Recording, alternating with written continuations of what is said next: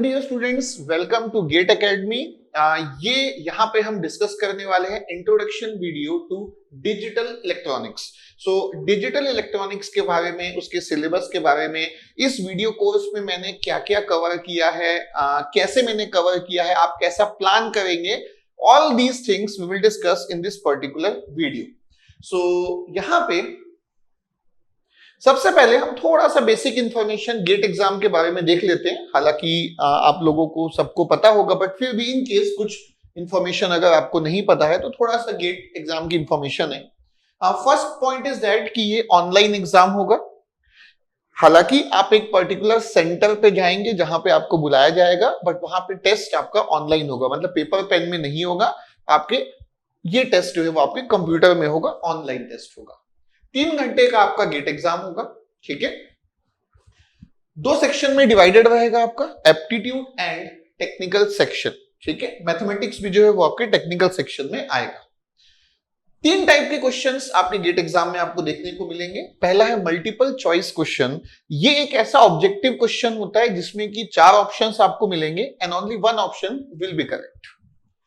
Multiple select question, MSQ, ये basically newly introduce हुआ है गेट एग्जाम में। मल्टीपल सेलेक्ट क्वेश्चन में क्या होगा, आपके पास जो 4 ऑप्शंस हैं उसमें से चारों के 4 ऑप्शन भी सही हो सकते हैं, 3 ऑप्शन भी सही हो सकते हैं, 2 ऑप्शन भी सही हो सकते हैं और 1 ऑप्शन भी सही हो सकता है, ठीक है। सो मल्टीपल चॉइस क्वेश्चन में only one answer has to be correct. Multiple select question में multiple answers can be the correct answer. Numerical answer type questions, NET, आपका fill in the blanks question होगा। कोई options आपके पास नहीं होंगे, आपको fill in the blanks में कोई भी नंबर्स, कोई भी डेटा हो सकता है, वो जो भी आपका आंसर होगा वो आपको फिल करना होगा। आपको एक रेंज बताई जाएगी, 2 डेसिमल प्लेसेस या 3 डेसिमल प्लेसेस या इंटीजर, जो भी होगा वो आपको इंफॉर्मेशन प्रॉपर क्वेश्चन में देखने को मिलेगा, ठीक है। सो नेगेटिव मार्किंग पे आ जाते हैं। Fill in the blanks question में एनईटी में नेगेटिव मार्किंग नहीं होगी। मल्टीपल सेलेक्ट क्वेश्चन में भी नेगेटिव मार्किंग नहीं होगी, लेकिन एक इंपॉर्टेंट बात यह है कि पार्शियल मार्किंग आपको नहीं मिलेगी। जैसा कि मैंने बोला कि मल्टीपल सेलेक्ट क्वेश्चन में हो सकता है 3 आंसर सही हो, आपने 2 ही को मार्क किया तो आपको कोई मार्क्स नहीं मिलेंगे, नेगेटिव भी नहीं होगा और आपको यहां पे पार्शियल मार्क्स भी नहीं मिलेंगे। मींस या तो क्वेश्चन अगर आपका जितने आंसर सही थे आपने अगर सभी को मार्क किया तो फिर आपको फुल मार्क्स मिलेंगे। कुछ भी अगर आपने एक्स्ट्रा ऑप्शन मार्क किया या एक आंसर जो सही था उसको आपने मार्क नहीं किया, ये सब केसेस में आपको कोई मार्क्स नहीं मिलेंगे और आपका नेगेटिव मार्किंग भी नहीं होगा। मल्टीपल चॉइस क्वेश्चन में गलत आंसर पे नेगेटिव मार्किंग होगी। 33% नेगेटिव मार्किंग आपके मल्टीपल चॉइस क्वेश्चन में होती है, ठीक है। ओके, टोटल 65 क्वेश्चंस होंगे और टोटल आपका ये 100 मार्क्स का पेपर होगा। ये आपका बेसिक एक गेट एग्जाम का इंट्रोडक्शन हो गया। नेक्स्ट हम डिस्कस करते हैं syllabus of digital electronics with respect to electrical engineering students, ठीक है। सो सिलेबस में एक्चुअली जो आईआईटी की तरफ से जो सिलेबस आपका डिफाइंड होता है उसमें एनालॉग और डिजिटल का एक ही सेक्शन में दिया होता है, बट डेफिनेटली ये जो हमारा वीडियो है that is with respect to digital electronics only. तो मैं आपका डिजिटल इलेक्ट्रॉनिक्स डील करने वाला हूं, एनालॉग मैं नहीं डील करने वाला हूं। तो मैं यहां पे बातें सिर्फ डिजिटल इलेक्ट्रॉनिक्स के रिस्पेक्ट में करूंगा। तो जस्ट मैंने यहां पे 2020 और 21 का सिलेबस आपको एक साथ इसलिए शो किया है कि जस्ट एक मेजर चेंज हुआ है और ये अच्छी बात हुई है आप लोगों के लिए, इलेक्ट्रिकल इंजीनियरिंग स्टूडेंट्स के लिए। तो मैं ये पूरा जो वीडियो है वो इलेक्ट्रिकल इंजीनियरिंग के रिस्पेक्ट में ही बातें करूंगा। सो एक बहुत अच्छा चेंज ये हुआ है कि जो पहले 8085 माइक्रो प्रोसेसर वाला पार्ट होता था उसको हटा दिया गया, ठीक है। सो एनालॉग की बात मैं नहीं कर रहा हूं, इलेक्ट्रिकल इंजीनियरिंग के एनालॉग का मैं बात नहीं कर रहा हूं, मैं सिर्फ डिजिटल इलेक्ट्रॉनिक्स की बात करने वाला हूं। सो एक मेजर चेंज ये हुआ है कि माइक्रो प्रोसेसर को रिमूव कर दिया गया है आपके सिलेबस से, तो that will be not be part of our discussion. तो ये गुड न्यूज है आपके लिए। ओके, अब आगे अगर मैं आपसे बात करूं तो पहला जैसे मैं स्टार्ट करूंगा डिस्कशन, तो मैं आपको जस्ट ये बता दूं कि पूरा सब्जेक्ट मैंने आपके लिए किस वे में प्लान किया हुआ है। तो मैं आपसे डिस्कस करूंगा वन बाय वन पूरा सब्जेक्ट मैंने आपके लिए कैसा प्लान किया हुआ है। तो मैं सबसे पहले आप लोगों के साथ डिस्कस करूंगा लॉजिक गेट्स। लॉजिक गेट्स में हम डिस्कस करेंगे बेसिक गेट्स और यूनिवर्सल गेट्स के बारे में। फिर यूनिवर्सल गेट को यूनिवर्सल इसलिए बोला जाता है क्योंकि उसकी हेल्प से बाकी गेट और बाकी फंक्शंस बनाए जा सकते हैं। तो अगला हम ये देखेंगे कि भाई कैसे बनाए जा सकते हैं, वो भी सीख लेते हैं। तो यूनिवर्सल गेट से बाकी गेट या फंक्शन कैसे बनाएंगे वो भी हम सीख जाएंगे। फिर उन पे बेस्ड कुछ वर्कबुक के क्वेश्चंस होंगे। फिर 3 टाइप के गेट होते हैं, बेसिक और यूनिवर्सल हमने कवर कर दिया। उसके बाद आपके स्पेशल गेट्स भी होंगे। एक बहुत इंपॉर्टेंट चीज मैं आपको यहां पे बताना चाहूंगा, यहां पे कुछ क्वेश्चंस आपको मिसिंग दिखेंगे, बट वो मिसिंग नहीं है, वो मैंने रिमूव कर दिए हैं with respect to your branch that is electrical engineering. So basically ये जो सब्जेक्ट होता है ये होता तो कॉमन है इलेक्ट्रॉनिक्स वालों के लिए भी, बट उनके लिए ये एक कोर सब्जेक्ट है, उनके लिए सिलेबस आपसे काफी बड़ा होता है। हर एक टॉपिक में हर एक चैप्टर में नंबर ऑफ टॉपिक्स जो होते हैं वो उनके लिए ज्यादा होते हैं, आपके लिए थोड़ा कम होता है। तो जैसे फॉर एग्जांपल यहां पे आपको दिख रहा है कि 6 to 9 के बाद क्वेश्चन नंबर 11 है। सो क्वेश्चन नंबर 10 आपको मिसिंग दिख रहा है, मिसिंग कुछ भी नहीं है। इलेक्ट्रिकल इंजीनियरिंग स्टूडेंट के एस्पेक्ट में क्वेश्चन नंबर 10 को मैंने हटा दिया है इंटेंशनली। सो ऐसा आपको बहुत सारी जगह दिखेगा, बट कुछ भी आपके लिए मिसिंग नहीं है। सेम चीज जब आपको बुकलेट प्रोवाइड की जाएगी, उसमें भी क्वेश्चन नंबर 9 के बाद क्वेश्चन नंबर 11 होगा। सो आप लोगों को कंफ्यूज नहीं होना है, ठीक है। सो मिसिंग कुछ भी नहीं है। कोई भी क्वेश्चन अगर आपको नहीं दिख रहा है वीडियो में या बुक में, that has been intentionally removed to save your time. क्योंकि जब मैं डिजिटल की बात करूंगा इलेक्ट्रॉनिक्स वालों के लिए तो उनका कोर सब्जेक्ट है, बट आपके लिए कोर सब्जेक्ट नहीं है, आपके लिए उनके रिस्पेक्ट में काफी कम डिजिटल आपको पढ़ना है। तो मैं ये जो वीडियो जो भी पूरा कंप्लीट डिस्कस कर रहा हूं और जो ये प्लान भी होगा ये आप लोगों के लिए है, इलेक्ट्रिकल इंजीनियरिंग स्टूडेंट्स के लिए है। तो मैंने उतना पूरा पढ़ा है जितना कि आपके लिए सफिशिएंट होगा। तो आगे कंटिन्यू करते हैं। अब स्पेशल केस, जैसे कि हमने बोला कि यूनिवर्सल गेट से बाकी गेट और फंक्शन बना सकते हैं, तो उसमें कुछ स्पेशल केस होता है। स्विचिंग सर्किट रिप्रेजेंटेशन हम देखेंगे बेसिक और यूनिवर्सल गेट का। फिर उसके बाद स्विचिंग सर्किट रिप्रेजेंटेशन हम स्पेशल पर्पस गेट्स का भी देखेंगे। फिर कुछ क्वेश्चंस हैं। सो देखिए 11 के बाद आपको 13 दिखेगा, 13 के बाद आपको 15 दिखेगा। स्किप कुछ भी नहीं हुआ है, मिस कुछ भी नहीं हुआ है, इंटेंशनली हटाया गया है, ठीक है, ओके। फिर उसके बाद प्रोपेगेशन डिले हम डिस्कस करेंगे और प्रोपेगेशन डिले पे बेस्ड कुछ क्वेश्चंस भी हम डिस्कस करेंगे। सो एक चीज अपने दिमाग में बहुत अच्छे से बैठा लेंगे, मिस कुछ भी नहीं हुआ है। कोई भी अगर क्वेश्चन नहीं दिख रहा है वीडियो में या बुक में तो उसको हटाया गया है आपके लिए, ठीक है। सो ये आपका पार्ट था लॉजिक गेट। सो ये पहला चैप्टर है लॉजिक गेट। इसमें अब आगे देखते हैं, आगे जो नेक्स्ट होगा that will be Boolean algebra. So topic number 2 that is chapter number 2 will be Boolean algebra. Boolean algebra में सबसे पहले हम जितने भी लॉज होते हैं 1 बाय 1 सारे लॉज पढ़ लेंगे। फिर उन लॉज पे बेस्ड जो भी क्वेश्चंस आ चुके हैं या नहीं आए हैं और इंपॉर्टेंट मुझे कहीं से मिले तो वो पूरा बहुत ही अच्छा कलेक्शन मैंने आपके लिए रखा है क्वेश्चंस का। तो लॉज ऑफ बूलियन अलजेब्रा और उसके बाद ये आपके क्वेश्चंस, ठीक है। उसके बाद एसओपी एंड पीओएस, ये कॉन्सेप्चुअली सबसे इंपॉर्टेंट टॉपिक है पूरे सब्जेक्ट का। क्वेश्चंस डायरेक्टली भी हमें मिलेंगे एंड ये एक ऐसा कॉन्सेप्ट है जिसका यूज डिजिटल के लास्ट डे तक होता रहेगा। सीक्वेंशियल के लास्ट डे तक हम देखते रहेंगे कि एसओपी और पीओएस का क्या सिग्निफिकेंस है। हाईली इंपॉर्टेंट टॉपिक, इसको आपको बिल्कुल भी स्किप नहीं करना है। सो देखिए इतना इंपॉर्टेंट टॉपिक है कि काफी कुछ मैंने डिटेल में डिस्कस किया है क्योंकि इसमें है डिस्कशन का बहुत सारा पार्ट। कुछ शॉर्टकट्स भी हैं, कुछ कॉन्सेप्ट्स भी हैं, पूरा डिटेल्ड डिस्कशन आपको मिलेगा। फिर एसओपी और पीओएस पे बेस्ड क्वेश्चंस हम यहां पे डिस्कस करेंगे। तो कुल मिला के बूलियन अलजेब्रा दो पार्ट में है, एक तो बेसिक लॉज है और दूसरा एसओपी एंड पीओएस वाला पार्ट है। तो लॉज के बाद लॉज पे क्वेश्चंस और एसओपी एंड पीओएस के बाद एसओपी एंड पीओएस पे क्वेश्चंस। ठीक है, ओके। सो ये हो गया chapter 2 Boolean algebra. Okay, next topic जो होगा वो आपका है के मैप्स का। नेक्स्ट टॉपिक विल बी के मैप्स, कार्नोफ मैप। तो मैं स्टार्टिंग से डिस्कस करूंगा यहां पे कि यार के मैप होता क्या है। जैसे बुलियन से मिनिमाइज कर सकते हैं वैसे के मैप से भी कर सकते हैं।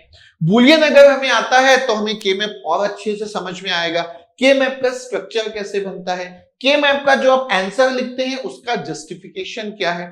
तो मैं सिर्फ वैसी बातें नहीं करूंगा जो आपको ऑलरेडी पता होंगी, बहुत कुछ अच्छे कॉन्सेप्ट्स यहां पे आपको समझ में आएंगे। सो बेसिक से स्टार्ट करेंगे 2 वेरिएबल से, उसके बाद 3 वेरिएबल पे भी जाएंगे, उसके बाद 4 वेरिएबल पे भी जाएंगे। बहुत इंपॉर्टेंट पार्ट है, मैं पीओएस वाला के मैप भी बहुत अच्छे वे में आपसे डिस्कस करूंगा।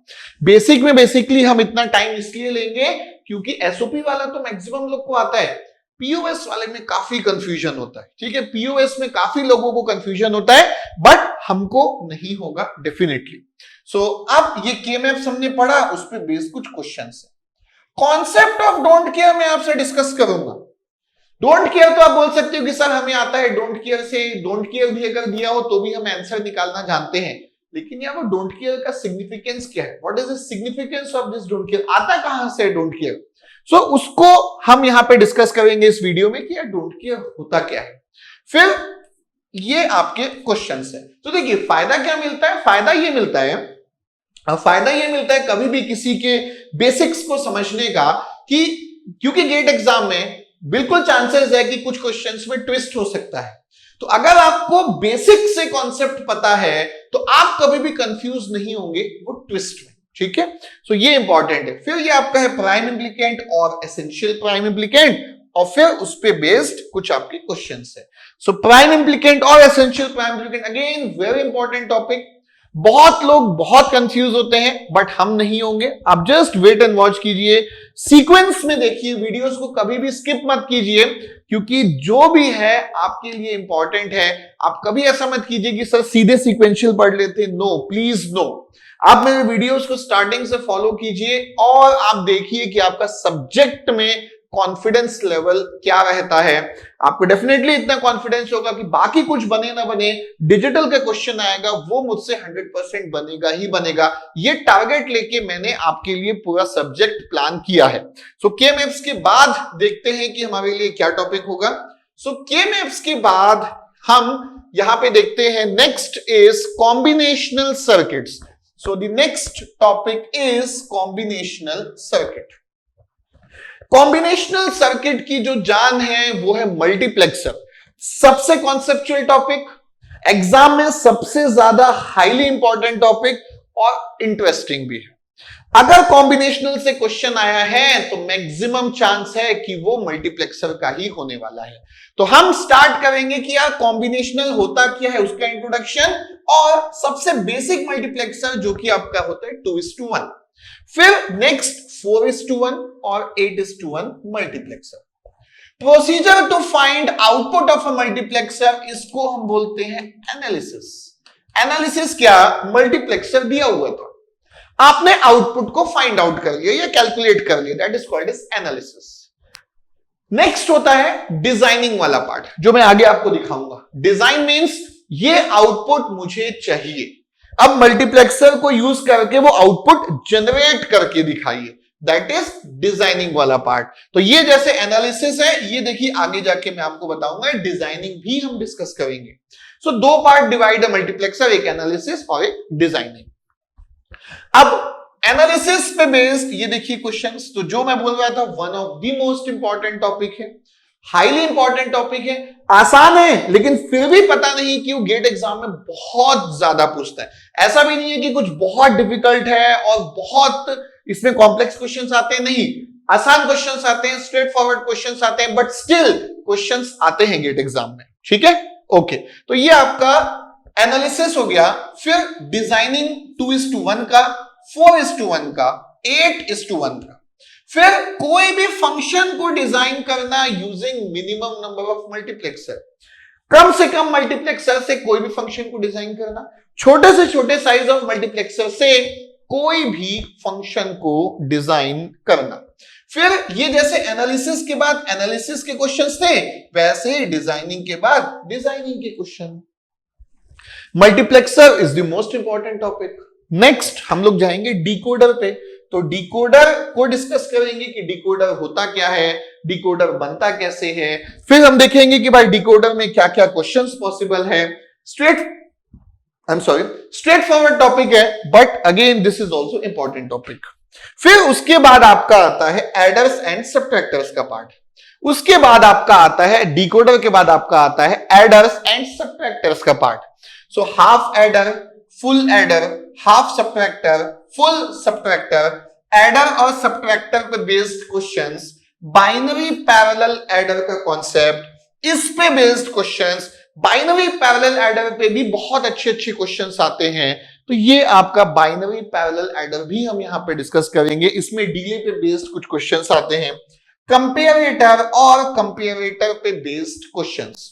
So this will complete your combinational circuit. ये आपका कॉम्बिनेशनल सर्किट का पार्ट कंप्लीट करेगा, ठीक है। सो कॉम्बिनेशनल सर्किट में कुल मिला के क्या क्या हुआ मेजरली अगर आप देखेंगे तो मेजरली हुआ मल्टीप्लेक्सर, डिकोडर, डिकोडर के बाद एडर्स एंड सबट्रैक्टर्स वाला पार्ट और लास्ट में कंपेरेटर। ये आपका कंप्लीट करेगा कॉम्बिनेशनल। ओके, नेक्स्ट हम जाते हैं सीक्वेंशियल सर्किट्स पे। ये डेफिनेटली आपको पता है, ये जान है डिजिटल इलेक्ट्रॉनिक्स की, हार्ट ऑफ डिजिटल इलेक्ट्रॉनिक्स बोल सकते हैं, और सबसे कॉन्सेप्चुअल टॉपिक। और कुछ लोगों को बहुत डिफिकल्ट लगता है, बट हमें नहीं लगेगा 100% श्योर, ठीक है। सो मैं एकदम बहुत ही बेस्ट वे में आपके लिए स्पेशली ये टॉपिक प्लान किया हुआ है। तो हम स्टार्ट करेंगे पूरा बेसिक से कि यार सीक्वेंशियल सर्किट होता क्या है, ये कॉम्बिनेशनल सर्किट से कैसे डिफरेंट है, इसमें मेमोरी एलिमेंट होता है जो कि कॉम्बिनेशनल सर्किट में नहीं होता है। मेमोरी एलिमेंट लैच भी हो सकता है और फ्लिप फ्लॉप भी हो सकता है। स्टार्ट हम करेंगे लैच से, तो नॉर गेट का लैच भी हम देखेंगे, नैंड गेट का लैच भी हम देखेंगे। यहीं पे मैक्सिमम लोग हार मान लेते हैं कि कुछ समझ में ही नहीं आया, ये लैच हुआ क्या, क्या काम किया, क्या इसका रिजल्ट है, कुछ नहीं। सीधे किसी तरीके से लैच और फ्लिप फ्लॉप को याद करके, इसके कंक्लूजन को याद करके लोग काउंटर्स पे पहुंच जाते हैं, बट नो, हम ऐसा नहीं करेंगे। हम बहुत ही बेसिक से बहुत ही सिस्टमैटिक वे में, वेल प्लान्ड वे में हम डिस्कस करेंगे, आपको पूरा समझ में आएगा लैच, ठीक है। एंड सबसे इंपॉर्टेंट आपको मैं जस्टिफाई करके दिखाऊंगा कि यार जो नॉर गेट और नैंड गेट होता है, जिसमें पूरा इंडिया कंफ्यूज्ड है कि यार ये नॉर गेट और नैंड गेट ना इक्विवेलेंट होता है। ये दोनों लैच, नॉर लैच और नैंड लैच इक्विवेलेंट होता है। सिर्फ बताऊंगा नहीं, जस्टिफाई करके आपको दिखाऊंगा, ठीक है। इससे आपका कॉन्फिडेंस 10 टाइम्स और ऊपर हो जाएगा, ठीक है। ओके, तो ये तो लैच का इंट्रोडक्शन था कि नॉर गेट और नैंड गेट से बनता है, वो भी इक्विवेलेंट होता है। फिर हम इंट्रोड्यूस करेंगे फ्लिप फ्लॉप को, कि लैच तो मेरे पास था, तो फ्लिप फ्लॉप की क्या नीड पड़ी। सो एक एग्जांपल से मैं आपको बताऊंगा कि यार फ्लिप फ्लॉप का क्या काम है। अब flip flop again NOR gate से भी बनता है, नैंड गेट से भी बनता है। अब इसमें भी भाई चाहे वो नॉर गेट का हो या नैंड गेट का फ्लिप फ्लॉप हो, ये भी इक्विवेलेंट होता है भाई, ये भी इक्विवेलेंट होता है। और मैं सिर्फ बोलूंगा नहीं, कंक्लूड नहीं करूंगा, मैं सिर्फ आपको कंक्लूजन नहीं बताऊंगा, जस्टिफाई करने के बाद कंक्लूजन दूंगा, ठीक है। सो फ्लिप फ्लॉप भी नॉर गेट और नैंड गेट से बनता है। किसी भी फ्लिप फ्लॉप के बारे में हमें क्या क्या पता होना चाहिए, हमें पता होना चाहिए उसका कैरेक्टरिस्टिक्स टेबल, हमें पता होना चाहिए उसका कैरेक्टरिस्टिक्स इक्वेशन, और हमें पता होना चाहिए उसका एक्साइटेशन टेबल। और आप ये देखिए कि मैं आपको जितना भी बताऊंगा उसको कुछ देर के बाद यूज करता जाऊंगा, उसको कुछ देर के बाद यूज करता जाऊंगा। जैसे ये लैच हम जो भी यहां पे मेहनत करके पढ़ेंगे, उसको मैं फ्लिप फ्लॉप में यूज करूंगा। ये देखो एसआर फ्लिप फ्लॉप पढ़ने में मुझे कितने लेक्चर लगेंगे, ये देखो ये SR lecture number 6, lecture 7, lecture 8, lecture 9, 4 lecture लगेंगे एसआर को पढ़ने में, लेकिन डी एक ही में हो जाएगा क्योंकि एसआर के पूरे कंक्लूजन्स को मैं यूज करूंगा। डी फ्लिप फ्लॉप क्या होता है? मॉडिफाइड फॉर्म है एसआर का। तो कोई भी चीज अगर मैं आपको बता रहा हूं, आगे हम उसको यूज करेंगे ताकि वो पुरानी चीज भी और अच्छे से समझ में आ जाए। यार किसी चीज का जब आप एप्लीकेशन करते हो ना तो आपका कॉन्फिडेंस बढ़ता है, ठीक है। सो इस वे में मैं आपको बोल रहा हूं कि बहुत ही बेस्ट वे में प्लान करके मैंने आपके लिए पूरा सब्जेक्ट और स्पेशली ये टॉपिक, ये पूरा सब्जेक्ट ही आपके लिए प्लान किया हुआ है, ठीक है। सो डी फ्लिप फ्लॉप हो गया। डी फ्लिप फ्लॉप के बाद हम पढ़ेंगे जेके फ्लिप फ्लॉप। अब कोई भी फ्लिप फ्लॉप हो, कैरेक्टरिस्टिक्स टेबल, कैरेक्टरिस्टिक्स इक्वेशन और एक्साइटेशन टेबल तो सभी के लिए पढ़ना है। तो सभी फ्लिप फ्लॉप के लिए क्या क्या पढ़ना है? सभी फ्लिप फ्लॉप के लिए नॉर गेट वाला सर्किट, सभी के लिए नैंड गेट वाला सर्किट और सभी के लिए कैरेक्टरिस्टिक्स टेबल, कैरेक्टरिस्टिक्स इक्वेशन और एक्साइटेशन टेबल। कंक्लूजन पे जब मैं आऊंगा ना फ्लिप फ्लॉप के, हैप्पी हो जाओगे आप लोग, आपको बहुत मजा आएगा क्योंकि आपको कुछ भी याद रखना ही नहीं पड़ेगा। आपको बाय डिफॉल्ट सारी चीजें याद हो जाएंगी, चाहे वो कोई भी फ्लिप फ्लॉप हो, चाहे उसका कैरेक्टरिस्टिक्स टेबल हो, इक्वेशन हो, इवन एक्साइटेशन टेबल आपको याद हो जाएगा इजीएस्ट पॉसिबल वे में। इजीएस्ट पॉसिबल वे में क्योंकि मैं आपको रटने के लिए नहीं बोलूंगा, मैं आपको ऐसा एनालिसिस करूंगा और ऐसा कंक्लूड करूंगा कि आपके दिमाग में फिट हो जाएंगी चीजें, ठीक है। ओके, उसके बाद जेके फ्लिप फ्लॉप के बाद देखिए टी फ्लिप फ्लॉप, इसकी मैं बात कर रहा था। ये देखिए क्विक रिवीजन, इसकी मैं बात कर रहा था कि ये जब मैं आपको बताऊंगा इसके बाद लैच और फ्लिप फ्लॉप कुछ रहेगा ही नहीं आपके लिए, ठीक है। लैच और फ्लिप फ्लॉप कुछ रहेगा ही नहीं आपके लिए। अब देखिए लैच हो गया, फ्लिप फ्लॉप भी हो गया, अब उस पर बेस्ड हम कुछ क्वेश्चंस करेंगे। लैच भी हो गया, फ्लिप फ्लॉप भी हो गया, पूरा डिटेल में पढ़ लिए, अब उसके कुछ क्वेश्चंस पे अप्लाई करेंगे कॉन्सेप्ट्स को, ठीक है। उसके बाद ये देखिए, उसके बाद ये आपका होता है फ्लिप फ्लॉप का कन्वर्जन। सो फ्लिप फ्लॉप हमने सब पढ़ लिया, फिर एक फ्लिप फ्लॉप को यूज करके दूसरा फ्लिप फ्लॉप कैसे बनाते, that is the flip flop conversion. फिर उस पे बेस्ड कुछ आपके वर्कबुक के क्वेश्चंस होंगे, ठीक है। ओके, ये आपका फ्लिप फ्लॉप तक के कंप्लीट, फ्लिप फ्लॉप कन्वर्जन भी complete. So latch complete, flip flop complete और फ्लिप फ्लॉप का कन्वर्जन कंप्लीट, सारे क्वेश्चंस के साथ। अब आपका आता है काउंटर वाला पार्ट, जहां पे आप फ्लिप फ्लॉप को अप्लाई करते हो। फ्लिप फ्लॉप को अप्लाई करते हैं काउंटर्स में। काउंटर्स दो टाइप के होंगे, सिंक्रोनस और एसिंक्रोनस। जैसे मल्टीप्लेक्सर में था ना एनालिसिस और डिजाइन, वैसे ही सिंक्रोनस काउंटर में भी एनालिसिस और डिजाइन होगा, एसिंक्रोनस में भी एनालिसिस और डिजाइन होगा। सो हम स्टार्ट करेंगे सिंक्रोनस काउंटर से डिजाइनिंग। डिजाइन करना from next state equation, design of synchronous counter again from the state table or the state diagram। तो यार ये state table होता क्या है, ये state diagram क्या होता है, next state equation क्या होता है, उससे काउंटर को डिजाइन कैसे कर लेते हैं हम लोग, यहां से हम लोग स्टार्ट करेंगे और डिजाइनिंग पे बेस्ड कुछ क्वेश्चंस करेंगे।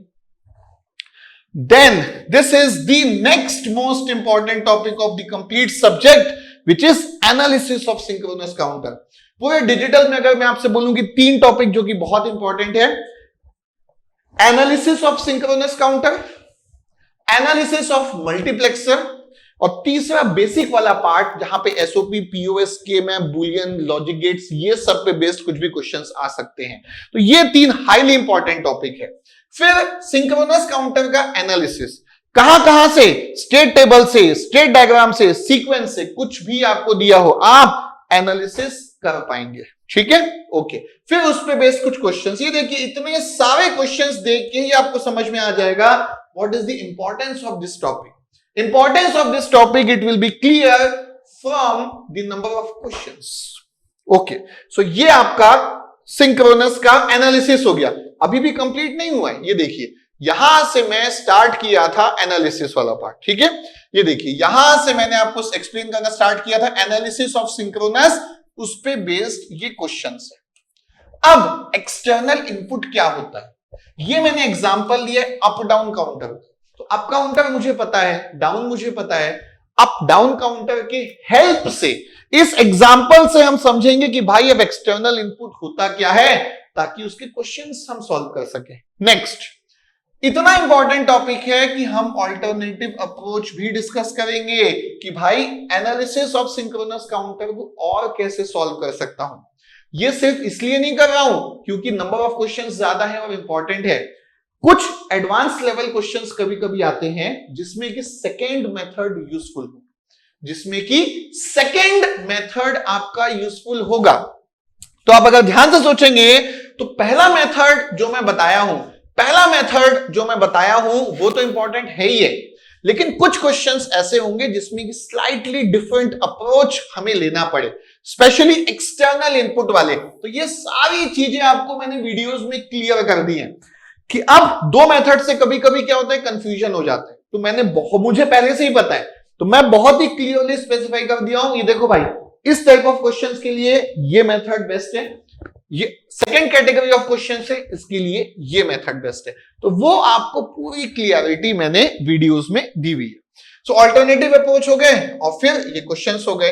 तो ये आपका analysis of synchronous counter complete हो। तो लैच हो गया, फ्लिप फ्लॉप हो गया, फ्लिप फ्लॉप कन्वर्जन हो गया, सिंक्रोनस काउंटर हो गया। Next we will come to asynchronous counter. So next हम एसिंक्रोनस काउंटर पे आएंगे। तो वैसे भी मैं आपको एज ट्रिगर्ड इसके पहले बता चुका था, बट एसिंक्रोनस हम डिटेल में डिस्कस करेंगे। एज ट्रिगर्ड और लेवल ट्रिगर्ड के बीच में डिफरेंस क्या है, कैसे परफॉर्म होता है। फिर concept of asynchronous counter, mod 8 और डिवाइड बाई 8। तो ये डिवाइड बाई 8 फ्रीक्वेंसी से एसोसिएटेड है। बेसिक इंट्रोडक्शन में यहां पे दूंगा, आगे कुछ क्वेश्चंस होंगे जिसमें कि मैं फ्रीक्वेंसी डिवीजन पे स्पेसिफिक सेट ऑफ क्वेश्चंस भी आपसे डिस्कस करूंगा आगे और डिटेल में और इन डेप्थ में। But basic introduction frequency division का यहीं पे हमें पता चल जाएगा। उसके बाद डाउन काउंटर, उसके बाद आपका डाउन काउंटर। तो बेसिक तो मैं स्टार्ट करूंगा अप काउंटर से, उसके बाद डाउन। अब इसमें सबको पता है कि 2 बिट में मॉड 4 होता है, 3 बिट में मॉड 8 होता है, 4 बिट में मॉड 16 होता है। लेकिन मॉड 10 का क्या, मॉड 6 का क्या, तो वो हम आगे डिस्कस करेंगे। देखिए मॉड है, किसी भी काउंटर की मॉड वैल्यू कैसे चेंज करना है, मॉड 8 को मॉड 6 कैसे बनाऊंगा, मॉड 16 को मॉड 10 कैसे बनाऊंगा, इसका कंक्लूजन इतना बेहतरीन हमारे पास होगा कि एग्जाम के क्वेश्चंस बस देखते साथ ही आपसे बन जाएंगे। मिनिमम पॉसिबल टाइम में हमसे क्वेश्चंस एग्जाम में बनने वाले हैं। अब ये मॉड वैल्यू चेंज करने के लिए मुझे समझना होगा ये क्लियर एंड प्रीसेट इनपुट क्या होता है, क्योंकि इसी की हेल्प से हम मॉड वैल्यू को चेंज करने वाले हैं। ठीक है, सो अब ये डिजाइनिंग चल रही थी, अब ये एनालिसिस भी हो जाएगी। अप काउंटर, डाउन काउंटर, तो कुल मिला के एसिंक्रोनस में अप भी है, डाउन भी है, मॉड वैल्यू को चेंज कैसे करना है वो भी है, डिजाइनिंग भी है, एनालिसिस भी है। Step by step perfect sequence में हम ये सब्जेक्ट को कंप्लीट करेंगे मस्त वे में एकदम। आपको बहुत मजा आने वाला है, स्पेशली ये टॉपिक में और पूरे कंप्लीट सब्जेक्ट में आपको बहुत मजा आने वाला है। ये देखिए, ये मैं बात कर रहा था shortcut for designing and analysis. Analysis और डिजाइन मॉड एन पूरा एक साथ कंक्लूजन, एनालिसिस का भी डिजाइनिंग का भी, चाहे वो अप हो या डाउन हो, उसकी मॉड वैल्यू कुछ भी हो, पूरा कंप्लीट एनालिसिस, पूरा कंप्लीट शॉर्टकट एक साथ, इसी की मैं बात कर रहा था। You are going to love this one. उसके बाद जब दोनों हो जाएंगे तो हम कंपेयर भी कर सकते हैं कि आगे सिंक्रोनस ऐसा था, सिंक्रोनस ऐसा है, दोनों में ये डिफरेंसेस हैं। फिर वर्कबुक क्वेश्चन है, एसिंक्रोनस के वर्कबुक के क्वेश्चन है। फिर फ्रीक्वेंसी डिवीजन वाली बात मैंने आपको बताई थी, तो फ्रीक्वेंसी डिवीजन वाली बात भी है। फिर फ्रीक्वेंसी डिवीजन पे बेस्ड कुछ क्वेश्चंस हैं। अब देखो, लैच भी हो गया, फ्लिप फ्लॉप भी हो गया, सिंक्रोनस काउंटर भी हो गया, एसिंक्रोनस भी हो गया, बहुत सारे टॉपिक्स हो गए। बहुत बार क्वेश्चंस आते हैं जो कि कॉम्बिनेशंस में होते हैं, कभी कभी इनके कॉम्बिनेशंस में होते हैं। सो मिसलेनियस सेट ऑफ क्वेश्चंस मैंने नाम दिया है। सो देखिए, मिसलेनियस क्वेश्चंस मतलब latch, flip flop, synchronous, asynchronous सभी का कॉम्बिनेशन हो सकता है। ये मिसलेनियस सेट ऑफ क्वेश्चंस, ये miscellaneous set of questions. Delay का कंपैरिजन, टाइम के रिस्पेक्ट में, डीले के रिस्पेक्ट में एसिंक्रोनस और सिंक्रोनस का कंपैरिजन, डीले के रिस्पेक्ट में, ठीक है, ओके। फिर मिसलिनियस क्वेश्चंस, अगेन सम मोर मिसलिनियस क्वेश्चंस। अब अगेन यहां पे आप देखिए कंफ्यूज मत होना, पहले ही स्टार्टिंग में आपको बता चुका हूं कि भाई क्वेश्चन नंबर 4 के बाद क्वेश्चन नंबर 7 है, तो 5 और 6 नहीं काम का है इलेक्ट्रिकल के, दिखेगा ही नहीं आपको दिखेगा ही नहीं। ऐसा नहीं है कि दिखेगा और मैं बोलूंगा कि मत करना, नहीं, आपको दिखेगा ही नहीं, ना तो वीडियो में दिखेगा ना तो आपकी बुक में दिखेगा। You will not see that question, ताकि कोई कंफ्यूजन ही ना हो। कैस्केडिंग ऑफ काउंटर्स, ये देखिए कैस्केडिंग में भी ऐसा नहीं कि दो सिंक्रोनस का कैस्केड, ऐसा भी नहीं कि दो सिंक्रोनस का कैस्केड या दो एसिंक्रोनस का कैस्केड। भाई सिंक्रोनस का एसिंक्रोनस के साथ सारे कॉम्बिनेशन बहुत ही बेस्ट वे में हम यहां पे प्लान करके पढ़ने वाले हैं। अब लैच भी हो गया, फ्लिप फ्लॉप भी हो गया, फ्लिप फ्लॉप का कन्वर्जन भी हो गया, सिंक्रोनस भी हो गया, एसिंक्रोनस भी हो गया, मिसलिनियस भी हो गया, इनका कॉम्बिनेशन भी हो गया। अब लास्ट पार्ट आता है शिफ्ट रजिस्टर।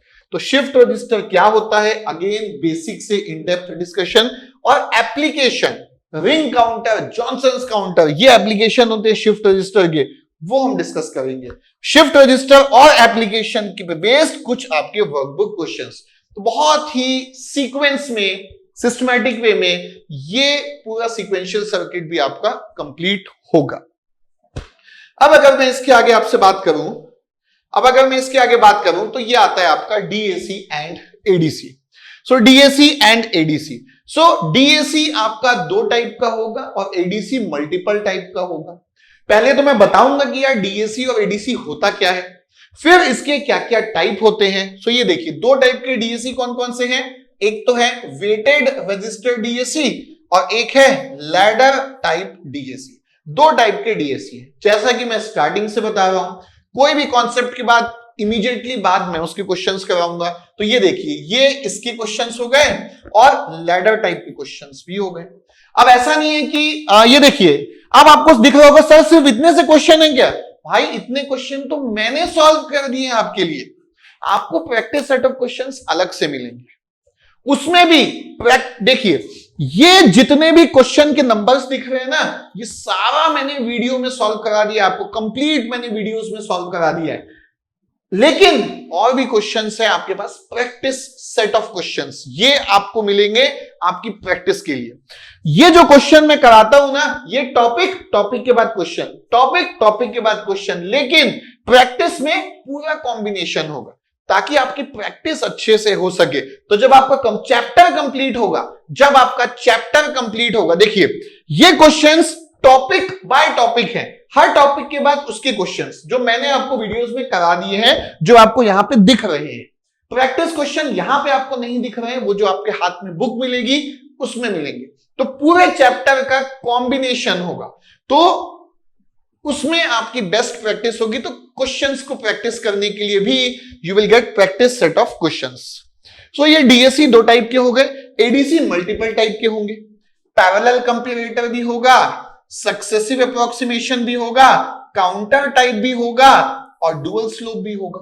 सबके क्वेश्चंस होंगे, ये पैरेलल के क्वेश्चन, ये सक्सेसिव अप्रोक्सीमेशन के क्वेश्चन, ये काउंटर टाइप के क्वेश्चन और ये डुअल स्लोप के क्वेश्चन। देन एडीसी और डीएसी के बारे में हमें पता होना चाहिए, फुल स्केल वोल्टेज क्या होता है, रेजोल्यूशन क्या होता है, उसकी स्टेप साइज क्या होती है।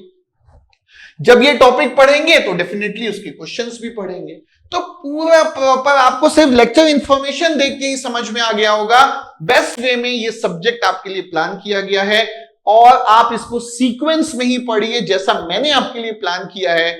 It will become the easiest subject for you. और बाकी का तो नहीं पता, बाकी क्वेश्चंस का नहीं पता, डिजिटल के क्वेश्चंस आप लोग एग्जाम में बना के ही आने वाले हो, ये पक्की बात है, ठीक है। सो ये आपका था last topic DAC and ADC.